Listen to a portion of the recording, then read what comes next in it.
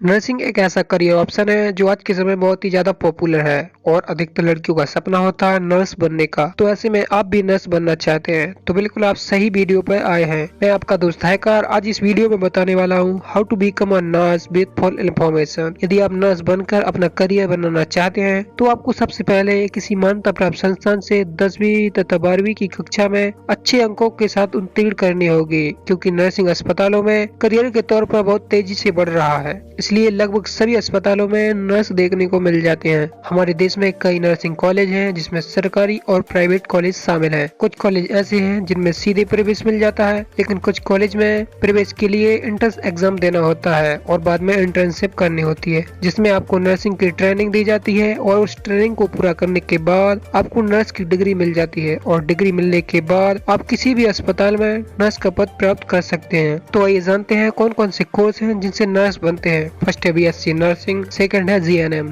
Third है ANM, fourth है MSc nursing. सबसे पहले बात करते हैं बीएससी नर्सिंग के बारे में। बीएससी नर्सिंग कोर्स को कंप्लीट करने के लिए आपको किसी मान्यता प्राप्त हाई स्कूल से जीव विज्ञान, रसायन विज्ञान, भौतिक विषय के साथ 12वीं की कक्षा पास करनी होगी। शॉर्ट में कहे तो PCB, physics, chemistry, biology subject से।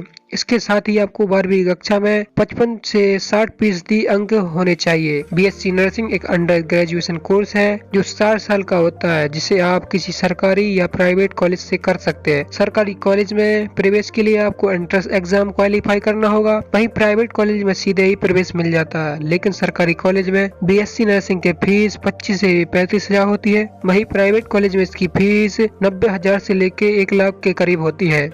नेक्स्ट बात करते हैं जीएनएम के बारे में, general nursing midwifery. GNM course 3 से 6 महीने का होता है, जिसके लिए छात्र को साइंस स्ट्रीम में 10+2 फिजिक्स, केमिस्ट्री और बायोलॉजी सब्जेक्ट से पास करना होता है। इसके लिए 12वीं में 50 से 60% अंक होने चाहिए। यदि सरकारी कॉलेज से करना चाहते हैं तो आपको एंट्रेंस एग्जाम देना होगा। जीएनएम का कोर्स करने के बाद आपको 6 महीने की इंटर्नशिप करनी होती है, जिसके लिए आपको अस्पतालों में जाकर काम करने की प्रैक्टिस करनी होती है। इसके बाद ही आपको जीएनएम का सर्टिफिकेट दिया जाता है। यह डिप्लोमा कोर्स होता है। इसकी फीस 25,000 से लेकर 1.5 लाख तक सालाना होती है।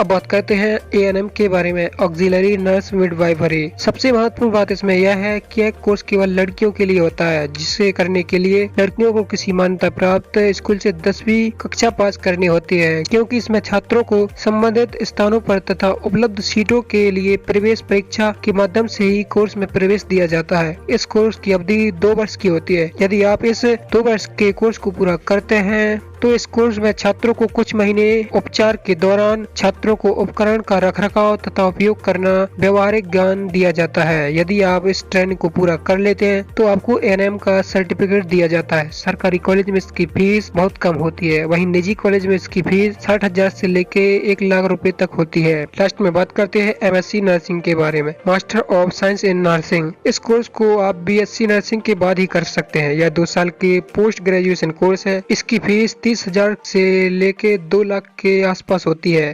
फ्रेंड्स, अब बात करते हैं नर्स के कार्य के बारे में कि नर्स को कौन कौन से काम करने होते हैं। फर्स्ट है मरीजों की देखभाल तथा सुरक्षा करना नर्स का कर्तव्य होता है। मरीजों के ऑपरेशन के पश्चात मरीजों का खास ख्याल रखना, समय समय पर मेडिसिन देना।